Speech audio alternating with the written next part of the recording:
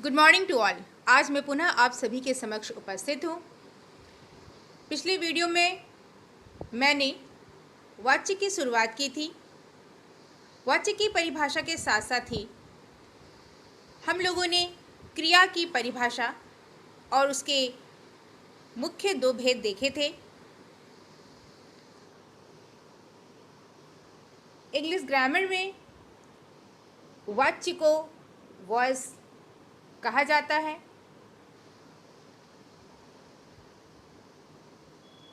इससे यह स्पष्ट हो जाएगा यदि आपने वॉइस पढ़ी है तो हिंदी में वाच्य और वॉइस का आपस में क्या तालमेल है। पिछले अध्याय में क्रिया की परिभाषा के साथ जो मुख्य दो भेद देखे गए थे उसमें से एक भेद था सकर्मक क्रिया और दूसरा अकर्मक क्रिया। इन दोनों की पहचान भी हमने आपको बता दी थी। पुनः एक बार फिर पुनरावृत्ति के तौर पर हम इनकी पहचान देखेंगे। सकर्मक आपको बताया था 7 कर्म के साथ, अकर्मक जो कर्म के बिना हो ऐसी क्रियाओं के लिए आपको यहाँ बताया गया। पहचान है कर्ता या कर्म पर क्रिया का प्रभाव। कर्ता पर क्रिया का प्रभाव तब पड़ता है जब वह अकर्मक क्रिया होती है और कर्म पर क्रिया का प्रभाव तब पड़ता है जहाँ सकर्मक क्रिया होती है। दूसरी पहचान आपको बताई गई थी क्रिया के साथ क्या, किसे या किसको लगाकर प्रश्न करने की विधि। विस्तारित तौर पर मैंने इसके कई उदाहरण आपको बता दिए थे और इसके तरीके पर भी नज़र डाला गया था। साथ में यह भी बताया गया था यदि उत्तर मिले तो सकर्मक क्रिया और यदि उत्तर न मिले और आड़े तिरछे से यदि मजबूरन उत्तर ढूंढने का प्रयास करने के पश्चात यदि कर्ता उत्तर के रूप में मिले तो आप उसको अकर्मक क्रिया के रूप में ही देखेंगे। आगे हम क्रिया पर ही चर्चा करेंगे। आइए मुख्य रूप से कुछ उदाहरण क्रिया के यहाँ दिए गए हैं। पहला है सोना, दूसरा दौड़ना, हंसना, रोना, उठना, आना, जाना आदि। ये जितनी भी क्रियाएं हैं उनके जो उदाहरण आपको दिखाई दे रहे हैं ये सब अकर्मक क्रिया के ही उदाहरण गिनाए जाते हैं। इन उदाहरणों को क्रियापद को देखकर हम समझ जाते हैं कि यह अकर्मक क्रिया के उदाहरण हैं। जैसे मोहन सोता है, रोहन दौड़ता है, रमा हंसती है, इस प्रकार हम उदाहरण देख सकते हैं। ठीक इसी प्रकार कुछ ऐसी क्रियाएं हैं जैसे पढ़ना, लिखना, देखना, खाना, पीना आदि। इनको देखने मात्र से हम समझ लेते हैं कि यह सकर्मक क्रिया के उदाहरण हैं, क्योंकि पढ़ने का कार्य पत्र भी हो सकता है, पुस्तक भी, यानी कि वह कर्म है, पुस्तक या पत्र। लिखना, पत्र भी लिखा जा सकता है, अपनी रचना भी की जा सकती है। देखना, दृश्य देखा जा सकता है, कोई वस्तु देखी जा सकती है। खाना भी, भोजन खाया जा सकता है, खाद्य पदार्थ खाया जा सकता है। पीना, पेय पदार्थ पी जा सकती है। इस प्रकार हम देखते हैं कि ये सभी क्रियाएं और इनका जो फल कर्म पर पड़ता है तो वह सकर्मक क्रियाएं होती हैं। इस प्रकार ये सकर्मक क्रिया के उदाहरण आप देख रहे हैं। लेकिन आंख बंद करके यदि हम कह दिए कि यह सकर्मक क्रिया ही है और इन क्रियाओं के जो उदाहरण है ये अकर्मक क्रिया है, तो यहाँ बात नहीं खत्म होती, क्योंकि वाक्य रचना के अनुसार हमें अकर्मक और सकर्मक क्रिया का पता करना होता है। आइए देखते हैं किस प्रकार कभी कभी अकर्मक क्रिया भी सकर्मक क्रिया के रूप में प्रयोग होती है और कभी कभी सकर्मक क्रिया भी अकर्मक क्रिया के रूप में प्रयोग होती है। जैसे आप देखिए, पहला बच्चा उठ गया है। सीधे तौर पर क्या लगाकर क्रिया के साथ लग करिए आप प्रश्न कि क्या उठ गया है, उत्तर नहीं मिल रहा है, बच्चा तो होगा नहीं, और इस प्रकार ये अकर्मक क्रिया है। ठीक है, इस अकर्मक क्रिया को हम सकर्मक बनाते हैं कि कुली सामान उठा रहा है।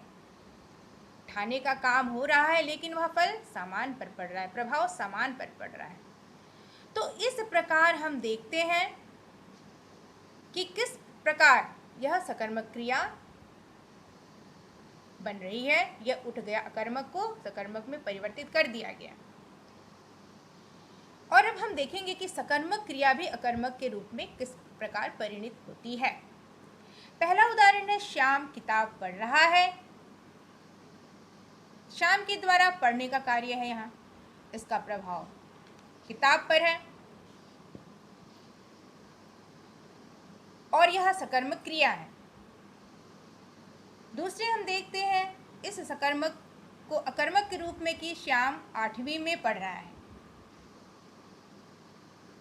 अब बच्चे भी परेशान हो जाते हैं कभी कभी जब उन्हें सकर्मक और अकर्मक क्रिया में अंतर नहीं पता रहता, तो कहते हैं कि जरूर ये 8वीं तो कर्म ही हो। लेकिन मैंने आपको जिस प्रकार से बताया है, समझाया है, उसके अनुसार आप अब स्वयं निकाल सकते हैं कि कैसे सकर्मक है और कैसे ये अकर्मक क्रिया है।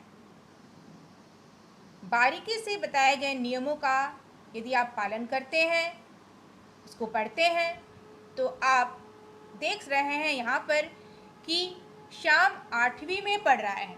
ये अकर्मक क्रिया है, वह स्वयं पढ़ने काम कर रहा है। वो ये ऐसी बात नहीं कि किसी का माध्यम, कोई माध्यम है, यहाँ पुस्तक नहीं, किताब नहीं है, कोई पत्र नहीं है, कुछ नहीं है। क्या पढ़ रहा है? कुछ नहीं है, कोई उत्तर नहीं है, अकर्मक क्रिया। ठीक है, तो इस प्रकार आपको हमने बताया कि क्रियाएं किस प्रकार अकर्मक और सकर्मक हो सकती हैं। अकर्मक को भी सकर्मक बनाया जा सकता है, सकर्मक को भी अकर्मक बनाया जा सकता है। पुनः वाच्य की परिभाषा पर हम ध्यान देंगे, जो मैं आपको पहले भी बता चुकी हूँ कि किस प्रकार से वाच्य का शाब्दिक अर्थ बोलने का विषय होता है। क्रिया के जिस रूप से यह पता चले कि क्रिया का मुख्य विषय कर्ता है, कर्म है अथवा भाव, उसे वाच्य कहते हैं। जो मैं आपको पहले भी बताई हूँ कि कैसे आप वाच्य को समझेंगे। हम जब कभी भाषा का प्रयोग करते हैं तब हमारे पास कुछ कथ्य अर्थात कहे जाने वाली बात होती है। कथ्य एक वाक्य से भी कहा जा सकता है और अनेक वाक्यों से भी, किंतु हर वाक्य में कथ्य का कोई न कोई बिंदु अवश्य होता है जिसे वक्ता कुछ प्रधानता देकर स्पष्ट करना चाहता है। वाच्य जिसका शाब्दिक अर्थ बोलने का विषय है, उसकी भूमिका यही आती है। वाच्य इस बात का संकेत देता है कि वक्ता इस वाक्य में किस कथ्य बिंदु को प्रधानता दे रहा है। उदाहरणार्थ, नेहा पढ़ रही है। यहाँ हम देखेंगे नेहा कथ्य बिंदु के रूप में है। कथ्य बिंदु नेहा के विषय में कुछ बोला जा रहा है, अतः नेहा पढ़ रही है, नेहा पढ़ने का काम कर रही है। इसी प्रकार मान लीजिए बगल के कमरे में अमित पढ़ रहा है और वहां बिल्ली भी घूम रही है। अचानक मां को ग्लास टूटने की आवाज सुनाई देती है। मां बगल के कमरे में कुछ काम कर रही होती है। ग्लास के टूटने की आवाज सुनते ही यदि मां का वाच्य या कथ्य बिंदु अमित है तो माँ कहेगी, अरे अमित ने तो ग्लास तोड़ दिया। माँ का ध्यान अमित पर है और अम्मा ने कहा कि अरे अमित ने तो ग्लास तोड़ दिया। यदि माँ का वाची या कथ्य बिंदु बिल्ली है तो माँ कहेगी, अरे बिल्ली ने ग्लास तोड़ डाला। और यदि माँ का कथ्य बिंदु या वाच्य बिंदु, कहने या बोलने का विषय ग्लास है तो माँ कहेगी कि अरे ग्लास टूट गया या गिर गया। इस प्रकार वाक्य रचना में वाच्य यह बताता है कि वाक्य में स्थित कर्ता, कर्म या क्रिया भाव, इनमें से किसी वक्ता ने वाच्य या कथ्य बिंदु बनाया है तथा किसे उसने प्रधानता दी है। इस तस्वीर में हम ध्यानपूर्वक हमने देखा है तो माँ यहाँ वक्ता है और अमित, बिल्ली और ग्लास ये कथ्य बिंदु के रूप में है। यानी कि माँ के द्वारा कहे जाने या बोले जाने का जो मुख्य विषय वह चाहे बिल्ली हो सकती है, चाहे ग्लास या वो अमित। इस प्रकार हमने देखा कि क्रिया के जिस रूप से यह पता चले कि क्रिया का मुख्य विषय कर्ता है, कर्म है अथवा वाच्य अथवा भाव, उसे वाच्य कहते हैं।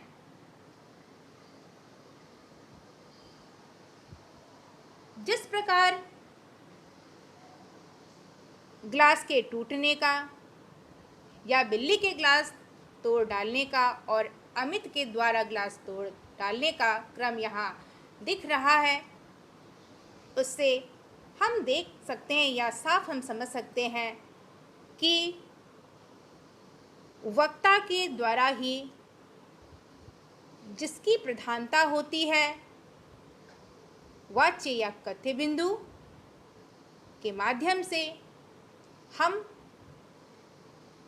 वाच्य समझते हैं। चूंकि वाच्य कर्ता, कर्म या भाव के संबंध में ही बताता है। वैसे कभी कभी अन्य बुक या किताब में हम देखेंगे तो वाच्य के दो भेद बताए जाते हैं, जिसमें कर्तरी और अकर्तरी वाच्य के रूप में हम देखते हैं, परंतु सामान्य तौर पर हम देखेंगे वाच्य के तीन भेद माने गए हैं। पहला है कर्तृवाच्य, एक्टिव वॉइस। दूसरा है कर्मवाच्य, पैसिव वॉइस। तीसरा है भाववाच्य, इम्पर्सनल वॉइस। आइए सर्वप्रथम कर्तृवाच्य पर नज़र डाला जाए। इसकी परिभाषा या कर्तृवाच्य की पहचान हम देखेंगे। परिभाषा दी गई है जिसे हमने छोटे छोटे रूप में समझाने का प्रयास किया है। कर्तृवाच्य, जहाँ वाच्य केंद्र अर्थात वक्ता का कथ्य बिंदु कर्ता है, वाच्य केंद्र यानी कि वक्ता का कथ्य बिंदु। जिस प्रकार हमने कहा कि माँ यहाँ वक्ता है, वक्ता का कथ्य बिंदु अमित भी हो सकता है, बिल्ली भी हो सकती है, ग्लास भी हो सकता है। और मुख्य विषय को प्रधानता देते हुए माँ अपने वाक्यों को, अपने विचारों की अभिव्यक्ति कर सकती है, अपने वाक्यों को बता सकती है। तो यहाँ पर वही कहा गया कि जहाँ वाच्य केंद्र अर्थात वक्ता का कथ्य बिंदु करता है, जैसे बच्चे, रमेश, श्याम, यह वाच्य बिंदु, केंद्र बिंदु जो भी है यहाँ कथ्य बिंदु के रूप में हम कर्ता देखते हैं। पहला उदाहरण है बच्चे खेल रहे हैं। बच्चे यदि कथ्य बिंदु है, कहने का विषय, तो कहा जाएगा वक्ता के द्वारा कि बच्चे खेल रहे हैं, यानी कि बच्चा जो कार्य कर रहा है वह खेलने का कार्य है। यहाँ कई बच्चे हैं, बहुवचन के रूप में बच्चे खेलने का कार्य कर रहे हैं। दूसरा उदाहरण हम देखते हैं, रमेश ने किताब पढ़ ली है। यहाँ पर बिंदु रमेश करता है, अतः यहाँ बताया गया है कि रमेश ने किताब पढ़ ली है। तीसरा उदाहरण है श्याम, कर्ता जो कत्ते बिंदु के रूप में है, श्याम पत्र लिख रहा है। अतः आपने देखा परिभाषा के अनुसार कि जहाँ वाच्य केंद्र अर्थात वक्ता का कत्ते बिंदु करता है, वहाँ कर्तृवाच्य होता है।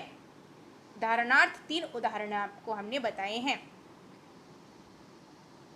अगले वाक्य जो यहाँ दिया हुआ है परिभाषा के तहत वह है जब क्रिया का मुख्य विषय कर्ता हो, अर्थात जब क्रिया का संबंध कर्म और भाव से ना हो, कर्ता से होता है, तो वह वाच्य कर्तृवाच्य होता है।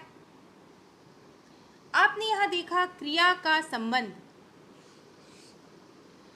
कर्म और भाव से न होकर किससे होता है? कर्ता से होता है, तो वह वाच्य कर्तृवाच्य के रूप में देख सकते हैं। क्रिया के लिंग, वचन और पुरुष भी कर्ता के अनुसार ही लगाए जाते हैं। परिभाषा में दूसरी बात यही बताई गई है कि जो क्रिया है उसमें जो लिंग का प्रयोग, वचन का प्रयोग और पुरुष का जो प्रयोग होगा वह भी कर्ता के ही अनुसार लगाए जाते हैं। उदाहरण जैसे है बच्चा खेल रहा है, यह कर्ता है, बच्चा खेल रहा है क्रिया है। बच्चा एक वचन है और खेलने की क्रिया भी यहाँ आप देख रहे हैं एक वचन के रूप में ही है, तो कर्ता और क्रिया दोनों एक वचन है।